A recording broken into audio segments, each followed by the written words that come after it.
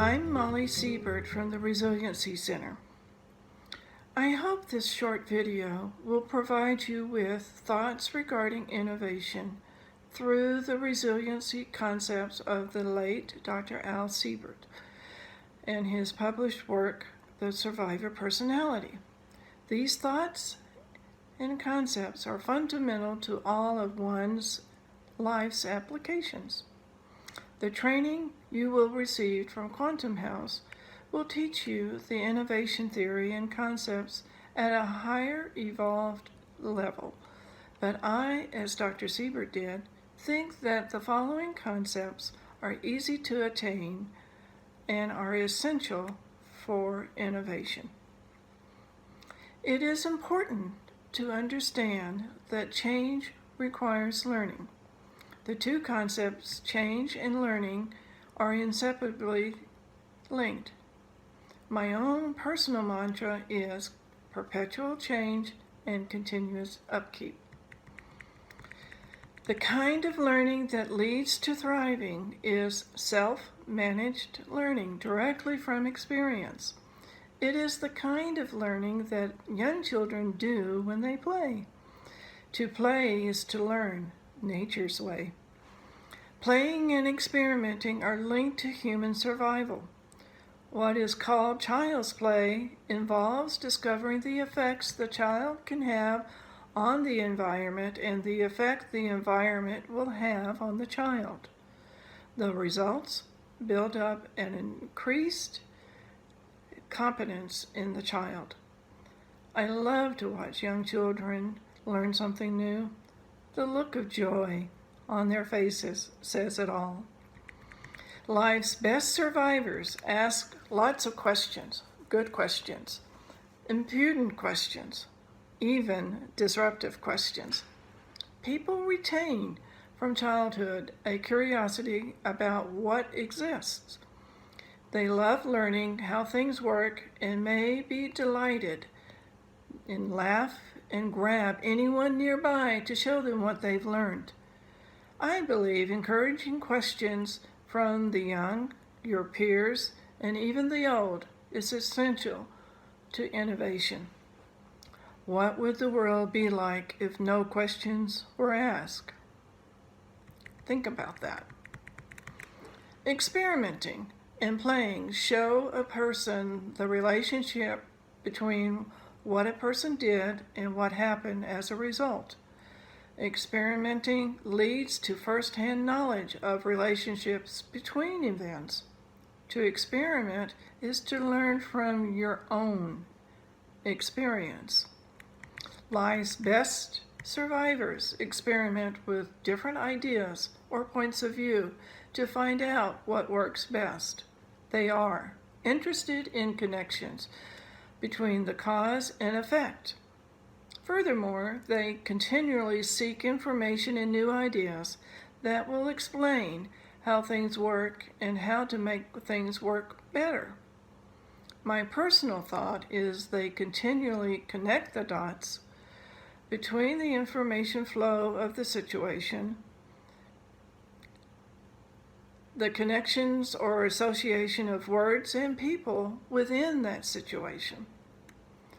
I ask you, can you think of a time when someone was struggling with a situation and by you asking questions, a solution appeared by the flow of questions connecting to the dots of the situation?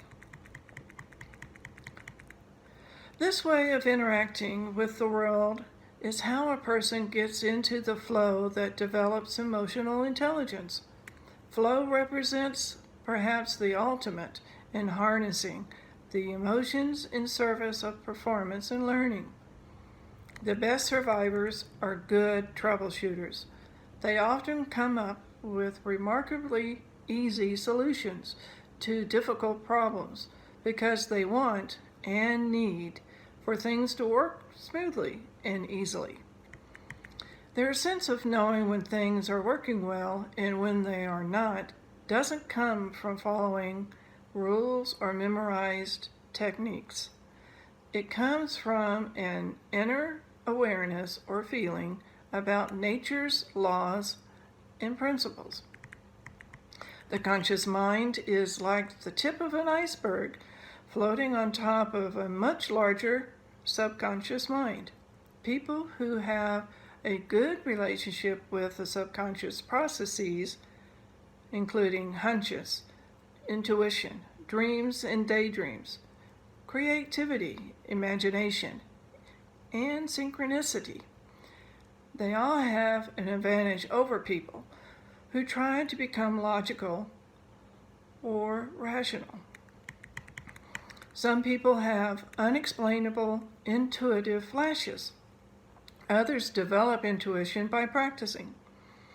In either case, intuition is the ability to be receptive to information coming through one's subconscious mind. Research shows that people have different thresholds levels of subliminal perception. Also, a person's sensitivity can change depending on the alertness and physical condition.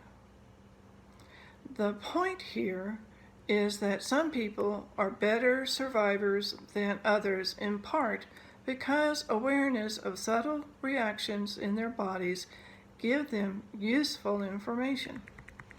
With practice, anyone can improve his ability to access subliminal information.